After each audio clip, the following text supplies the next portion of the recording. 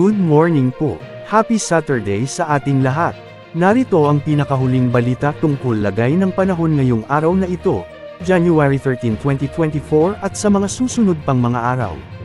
Nakakaapekto ngayong araw ang shear line sa silangang bahagi ng Southern Luzon at Visayas. Northeast monsoon naman ang nakakaapekto sa natitirang bahagi ng Luzon.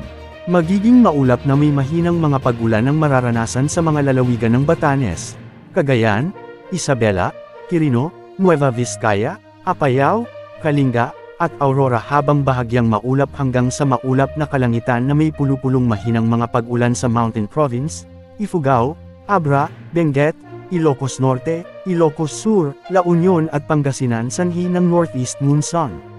Sa bahagi naman ng Metro Manila, Calabarzon at Central Luzon maliban sa Aurora, ay makakaranas ng bahagyang maulap hanggang sa maulap na papawiran na may pulupulong mahinang pag-ulan. Magiging maulap ang kalangitan na may kalat-kalat na pag-ulan, pagkidlat at pagkulog ang iiral sa Bicol Region at Northern Samar. Bahagyang maulap hanggang sa maulap na may pulupulong mahihinang pag-ulan ang mararanasan sa Oriental Mindoro, Marinduque at Romblon. Ang Eastern Visayas ay makakaranas ng maulap na papawiran na may kalat-kalat na mga pag-ulan, pagkidlat at pagkulog dulot ng shear line. Ang natitirang bahagi ng Visayas ay magkakaroon ng bahagyang maulap hanggang sa maulap na papawiran na may pulupulong mga pag-ulan o pagkidlat pagkulog dulot ng easterlies o localized thunderstorms.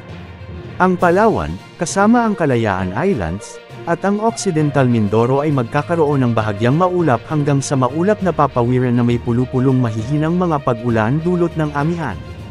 Ang Mindanao ay magiging bahagyang maulap hanggang sa maulap na may pulupulong mga pag-ulan o pagkidlat pagkulog dulot ng easterlies o localized thunderstorms.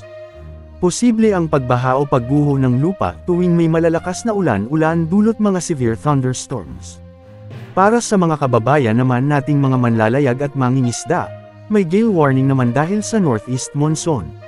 Makakaapekto ito ang Hilaga at silangang baybayin ng Catanduanes, Hilagang Samar particular sa Catarman, Mondragon, San Roque, Pambuhan, Lawang, Palapag, Mapanas, Gamay, Lapinig, at silangang Samar sa bahagi ng Arteche, San Policarpio, Oras, Dolores. May bagyo ba sa mga susunod na araw? Good news dahil ayon sa latest wind forecast ng ECMWF at GFS models, wala namang inaasahang mamumuong sama ng panahon o bagyo na maaaring makaapekto sa bansa sa mga susunod na araw. Maging handa sa bawat oras dahil minuminuto ay nagbabago ang panahon. Ito po ang weather update ng bayan, maaasahan anumang panahon.